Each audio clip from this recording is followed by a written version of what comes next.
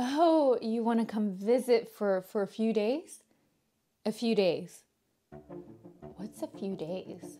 That would be so much fun. I'm like a human cat. I need my space. Meow. If you don't even know what my astrological sign is, don't even think about coming to visit.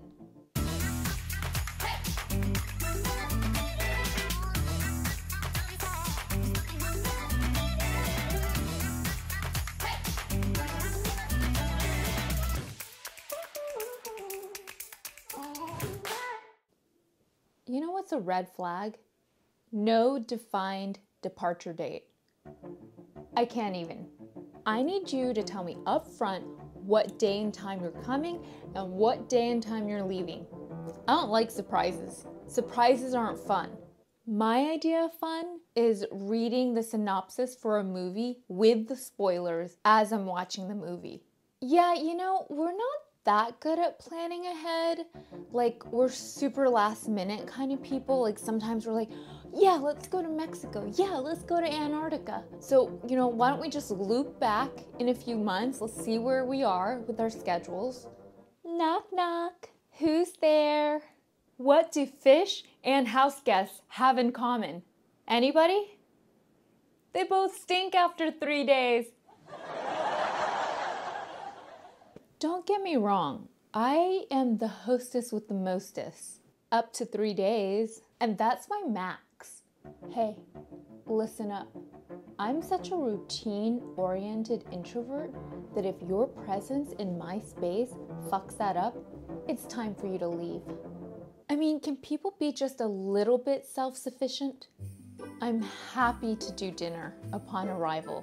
I'm happy to do breakfast the next day. But after that, everyone can eat whatever they want. Oatmeal's in the pantry, eggs are in the fridge. Be my guest. Actually, don't be my guest. If you think it's okay to be in someone's space for 6 weeks without having any plans of your own ever, and I have to sit and watch Netflix with you every night, guess what? I don't like you. You're weird. I just wasn't raised that way. When I was growing up, my parents didn't let us sleep over at people's homes. To them, a home is a very private space and it's to be respected. Honestly, I don't even know what kind of person likes to stay in somebody else's home for long extended periods of time, aside from close family and friends, of course. But who does that? I feel more comfortable staying in a hotel. I mean, I think I have PTSD because when I first moved to California, I lived with my boyfriend on a very remote ranch property. He built this huge space for entertaining. Little did I know that that meant we had house guests nonstop for 2 years straight. Sometimes these people would stay with us for like 4 weeks, 6 weeks. We had someone living with us for 7 months. Another one lived with us for 1.5 years. Sometimes people would bring like 20 people to come stay with us for a few days. These were not the highest quality people. And to be honest, that's why I kind of lost respect for him back then. I just feel like when it comes to friendship, if you value quantity over quality, it's not a good look. It was such a jarring experience for me that I had a friend who offered me to stay in her pool house in Laurel Canyon down in LA. And I took up that offer. And I lived in my friend's pool house for a good 5 or 6 months because I needed reprieve from the so-called ranch. It was hell for me. I'm never going back. If our home now ever turns into a revolving door, I am out of here. So we did have one guest stay with us for 6 weeks here. It was my boyfriend's sister. Don't get me wrong. I like his sister. She's a nice person. But like 6 weeks? Go home. And we had just seen her in Denmark 2 weeks before. I've had enough of you. It's not her. It's anybody who would do that. But her whole visit actually revealed other things about their dynamic, like their whole family dynamic. But it's not just their family, it's like a pattern that I see. Okay, so what I'm about to say is not me ragging on his family, and actually another friend, her husband has the same pattern in his family. So the pattern is this. If you have a mom and a dad, a son and a daughter, but then the dad is out of the picture, the sister is going to rely a lot on her brother for protection. And the mom is going to rely a lot on the son for that grounding.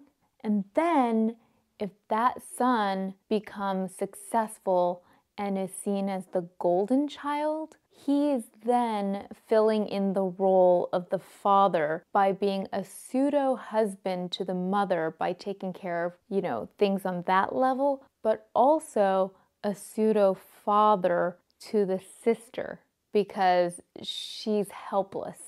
That's one level. If the sister then gets married and has a good husband and children of her own, then it kind of just fixes the whole situation. But if the sister has a husband who is not good and they end up getting divorced or just has like a baby daddy and like kids from that situation and they don't have a father in their lives, then the brother becomes the pseudo father to those kids and also becomes the pseudo husband to the sister.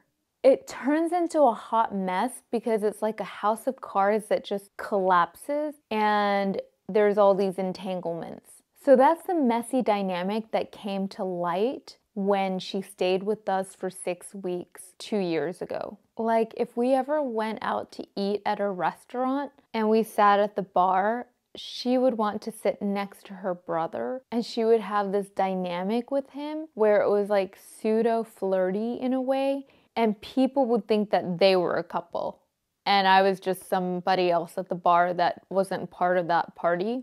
So I remember one weird story. He had gotten a new car at the time. Oh my gosh, what is this car called? I'm so bad with car names, but it's a Mercedes.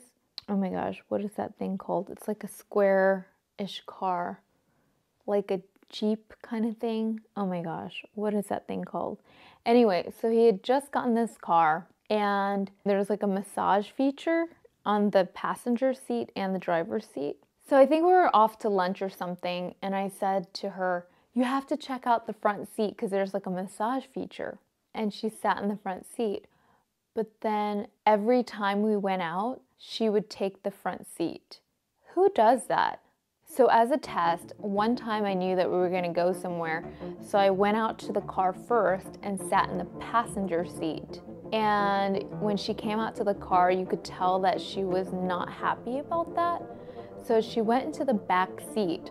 But as we were driving, she was wearing like flip-flops or sandals. She put her feet on the armrest between the driver and the passenger seat and just started twinkling her toes. And I was like, ew, you're weird. He's not your boyfriend. Get your own boyfriend. He's your brother.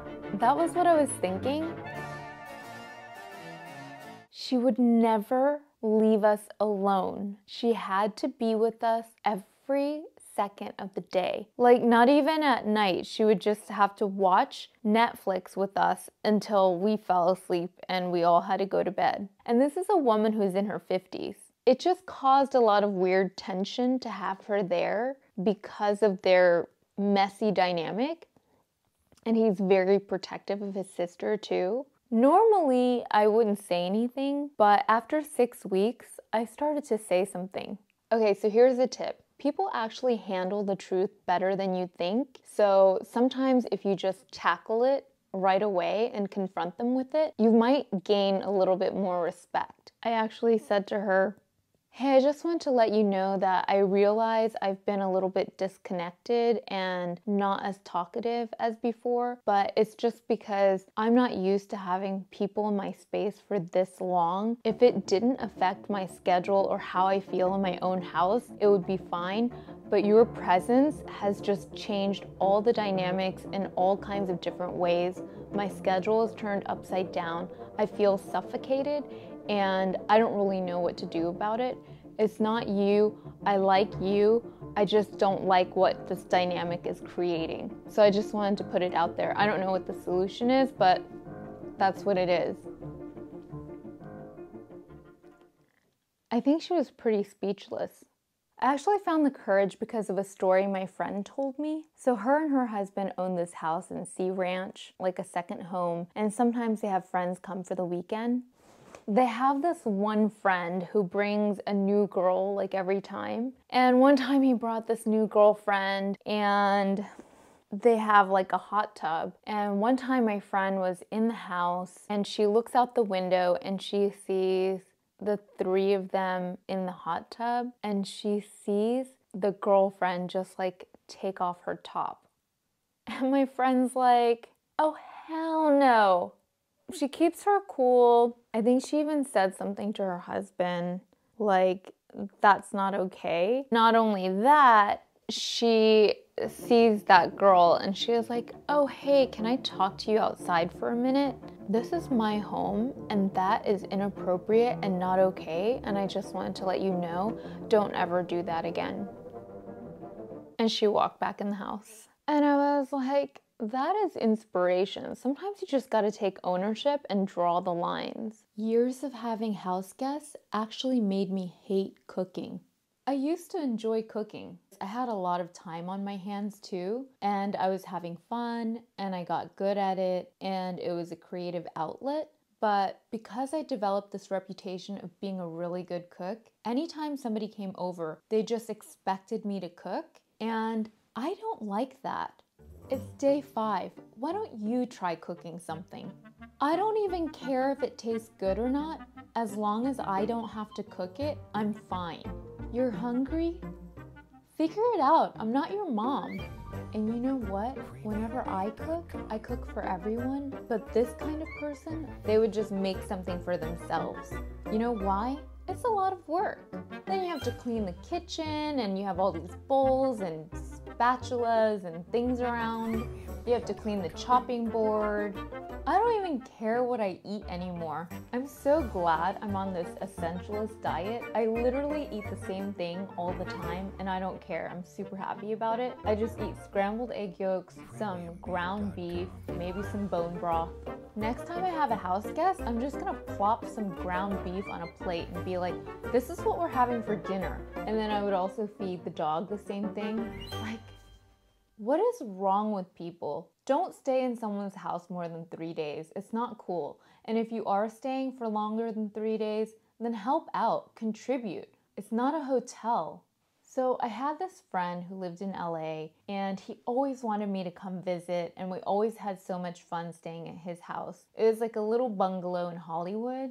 I would sleep on the couch, but I was super mindful. He was a light sleeper. I would, not even go to the bathroom in the morning until he woke up because I didn't want to like wake him up whenever I flushed the toilet. I was just super mindful, woke up at the same time he did, folded up all the sheets, moved all my things out of the way so that it didn't even look like I was there. But when he came to visit, he would just complain about the lighting or the temperature and just futz around with everything. It's really sad actually. We're not friends anymore because he just gave me so much anxiety and he was so needy. You have no idea how many terrible house guests I've had, and I'm sick of it. I'm absolutely sick of it. I don't want these people in my house. Get the fuck out. When these people leave, I wave with both hands. Sometimes it looks like this. Bye! And sometimes it looks like this. Bye! I told you, I have PTSD. I just feel like unless it's like a Sunday or a Saturday morning, breakfast should be something that you take care of for yourself. Make a piece of toast, have some yogurt, have some cereal. Don't bother people about breakfast. And clean up after yourself. How hard is it to put a bowl inside of a dishwasher? But if I love you, then I don't mind cooking for you. Not all the time, but I wouldn't mind creating a super thoughtful meal like during your stay. So like for a special breakfast, I might do Swedish pancakes with strawberry jam and local sour cream. And that's always a hit. Or like another go-to is just local organic soft-boiled eggs with prosciutto or bacon. I don't really like to do bacon, some berries, and we have this beautiful levain bread from down in town. There's like this artisanal bakery, and then like really nice butter, room temperature, and that's always charming and nice. So that's my go-to breakfast menu. Lunch might just be some really nice sausages that I got at the farmer's market, served with a Greek salad and maybe tzatziki with pita bread. Lunch is just lunch depending on the season. So for dinner, I would do Samin Nosrat's buttermilk roast chicken with some chimichurri sauce or a homemade gravy with mashed potatoes or roasted potatoes and like a vegetable medley with zucchini and peas and asparagus or something. Dessert, I would keep it simple. I would always go with our local Strauss Creamery vanilla ice cream and Amarena cherries.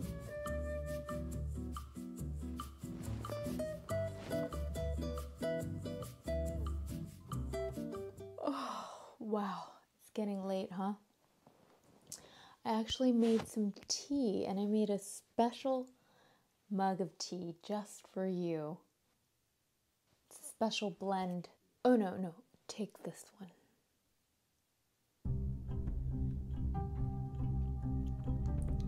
Good night.